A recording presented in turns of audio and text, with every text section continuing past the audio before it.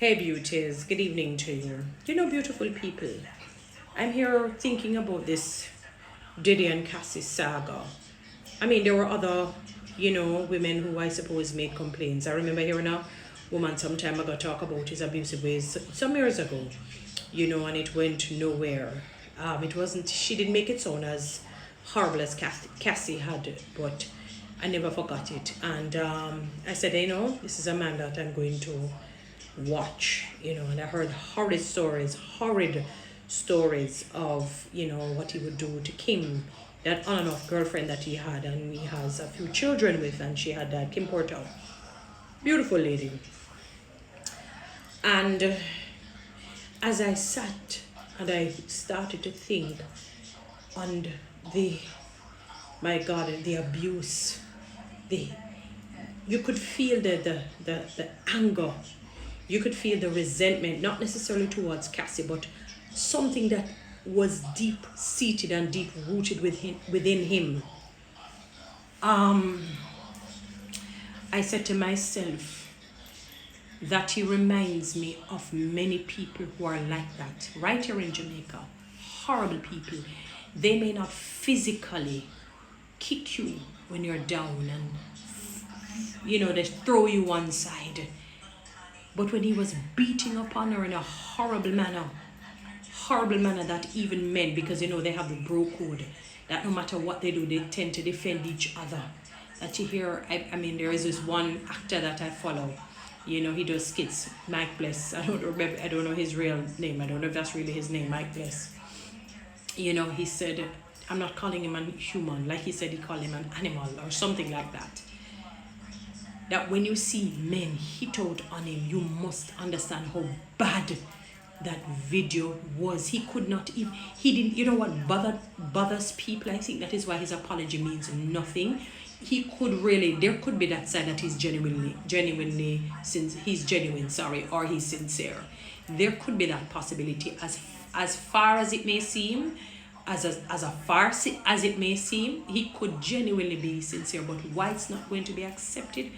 One, he could not even control himself when she was what we were told is that she was going to leave. He could not control himself to put on even his brief or his boxer shorts, and a pants or a shorts, and come out in the hallway. He had to hold on to his towel. The level of anger, hate, malice in his heart, murder in his heart, that he had to come and throw her when she was going for her bags. I mean, throw her. He flung her that side. And then kicked her, and then pushed her in the head. You have to look at the plane. The way how you hit somebody tells a story of what is inside of your heart. He reminds me of how people are to people with the words, and how they have treated people with disdain, disrespect. They have lied on them. They have treated them badly in how they talk to them, in what they tell others about them. They try to get other people, and succeed in some cases, to hate on others, to treat blackball people, gaslight people. Let me tell you, many of you need not to open your mouth. You are no different from Diddy. You may not physically touch somebody because you probably can't do it, especially with us here in Jamaica. You probably cannot do it because your fate would, oh my goodness, you would not be getting away for all of that. The person may not be able to fight you back, but be sure that the prison cells will be seeing you. You understand? Many of you ought not to speak on Diddy's situation. You are no different. You are no different from him. You are no different. Because had some of you gotten the opportunity to physically harm the person, you would have done the same and worse. The lies you have told on others, the vitriol you've created, you've caused others to hate on people. You've created factions and dissensions, disunity, disharmony. You've caused others, you've aided in causing others to hate on other people. You have no right to speak about it. You have no right to hate out. Many of you are narcissistic as he is, arrogant as he is, proud as he is. No different. And just as how the apology is not accepted, it makes no sense. Many of you apologize because you're not sincere. You're not sincere, many of you. Diddy put his foot in his mouth, his 2 feet in his mouth. Why? He said that they were lies. He says time will tell. I remember seeing that post when he said something about time will tell. And I don't think he realized, oh yes, time really did tell. And he obviously forgot about that particular saga. And when he saw how bad it is. But what bothers me with people like Diddy is that they don't think about the consequences of how it affects their children. They don't think about how it affects their children. When I think about his handsome sons and his beautiful daughters, how horrible they must feel, and they can't do anything about it. They just have to obviously they have to go on with life. There's nothing that what are they going to do? But it damages them. And what he doesn't understand is the scriptures that says God will punish the 3rd and 4th generation of those who are rebellious. The 3rd and 4th generation of those who are rebellious. Many of you, because you think you have your money, you think I have a right to make people feel inferior and you superior to them, knowing that one day you're going to go 6'6". Nobody has to do that for you now. The death angel will be coming for you. Even if it is in your sleep, even if no sickness or diseases should befall you, even if a criminal person comes and not take your life, the death angel is still going to come for you. You're not going to escape life alive. No human will.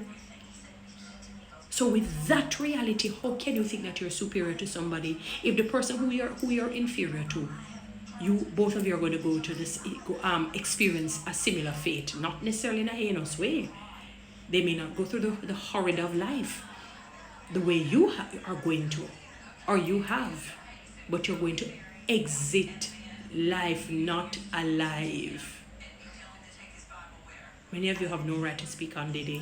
You're the same or worse. You're the same or worse. You shouldn't be speaking on him. You're evil, wicked, sinister. You're nefarious. You're malevolent. You're malevolent. No different than he is.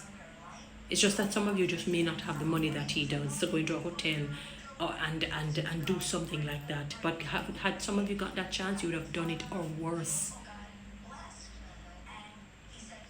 And I'll never forget a guy said to me, Toni-Ann, evil can't plan. Evil cannot be planned. And I couldn't understand what he meant. Evil can't be planned.